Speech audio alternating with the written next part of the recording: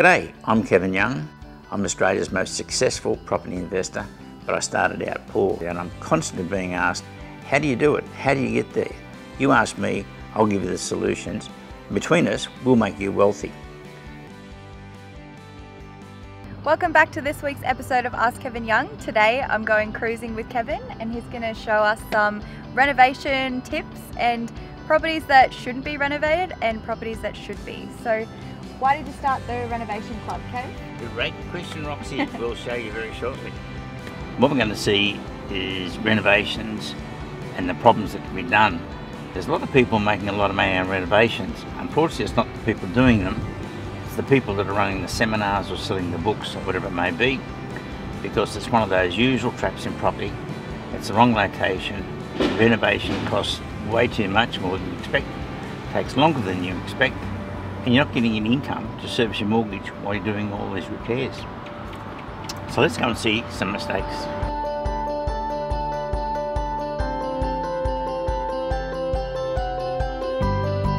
You see from the sort of houses, and people try to buy those and renovate them, and the danger is they can spend way too much money.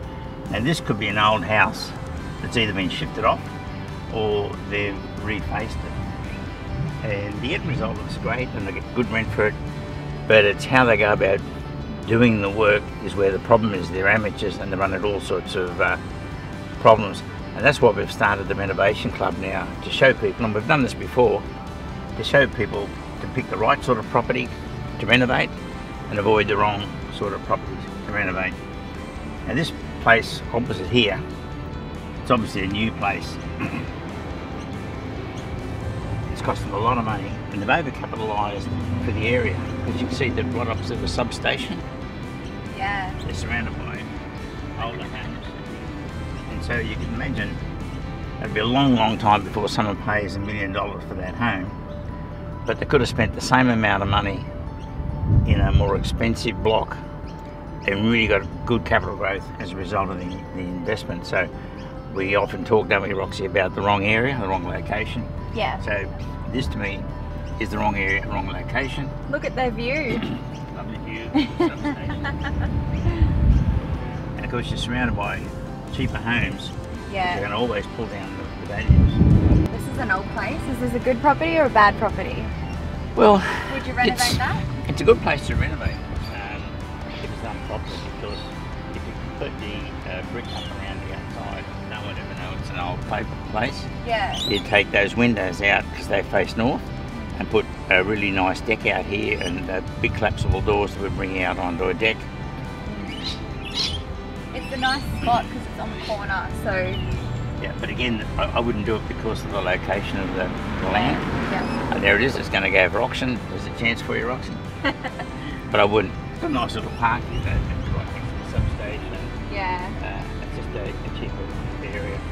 And you're hoping that one of these days, a lot of these cheaper homes, as you can see, timber homes, will eventually get pulled down and they'll be replaced with new, but you're probably looking at about a 50-year horizon, I would think.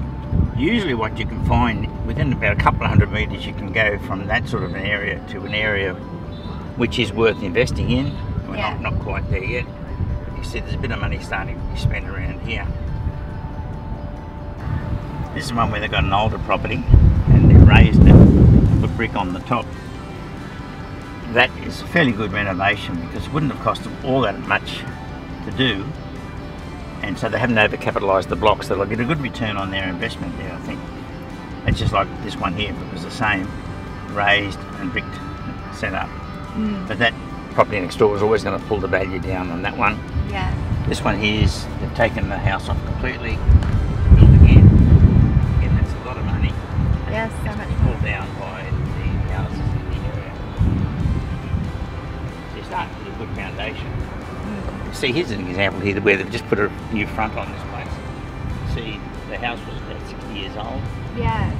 That's a good renovation. It's in a better area. And you want something that's, see, these are starting to get better as we go down this street. Yeah, definitely. And again, that's either a smart renovation to the front or this new. This one over here is looking quite nice. There's definitely some old properties in amongst the new properties. Yeah, so this part of the street will get all capital growth from the investments in that first bit we saw. Yeah, these are a lot nicer, a bit more modern. And there's not many of the old ones left, so someone's going to take them and refurbish them. Yeah. This one out here is a good idea, but very inexpensive refurb. They put the deck out in front, painted it up a bit, and that probably looks going to go $10,000 on that in the carport, and they'd get a good return on that with a valuer coming around and valuing it up. Yeah. And the tenant's paying a bit more. But again, we wouldn't recommend that because it's going to need a lot of money to maintain that type of property.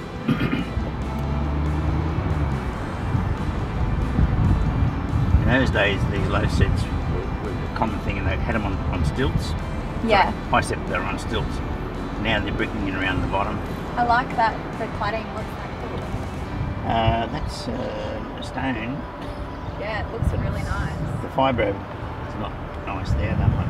The fibro. Yeah. They could have found a better finish to that. Doesn't suit the street. Well, it's going to be a maintenance issue and possibly water entry problem with those joints that they've got there. Yeah. So it could be a money trap. See, you build a house on a good foundation, and the part about renovation is you've got to get a good area first and then start improving it. So it's the old story of the worst house in the best street, and it works. On the right hand side here is a pretty cheap renovation they've put the deck out on the north side, which is the nice side up here. You use that a lot during the day and the night. So that wouldn't have cost a lot of money, but they've got to get more rent for it. Definitely. So I wouldn't recommend the house for the location, as I've just said. Yeah. And the house is old style, it's fibro, water.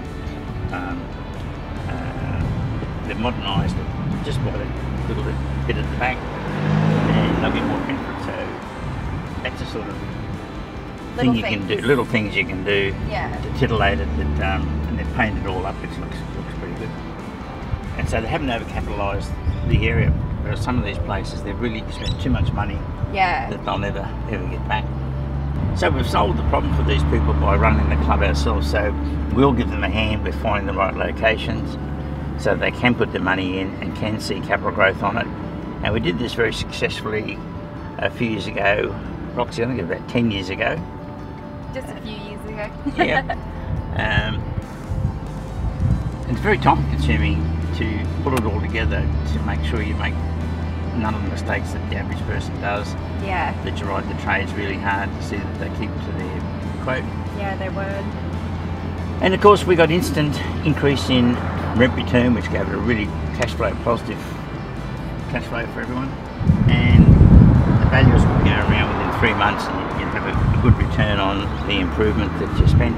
Even just from sitting with you in the car, it's interesting to see like what you should renovate and what you shouldn't, and even just looking in that area, like I wouldn't have known not to renovate in any of those houses, because what's the point if you're not going to make a return in a few more years? It's a great way to introduce to our viewers the fact that we have now fixed that hole up that we've got with so many people complaining about their renovations. Yeah. Can the club help them? Like the Snyders, who lost a lot of money with the builder, expecting the builder to be like our builders. Yeah. We think it's time we started the Renovation Club so we can help all these people avoid traps, find the right location, the right sort of improvements, and get the right sort of trades as well. Thanks for watching this week's episode. Hope you learned a few tips, and we'll see you next week.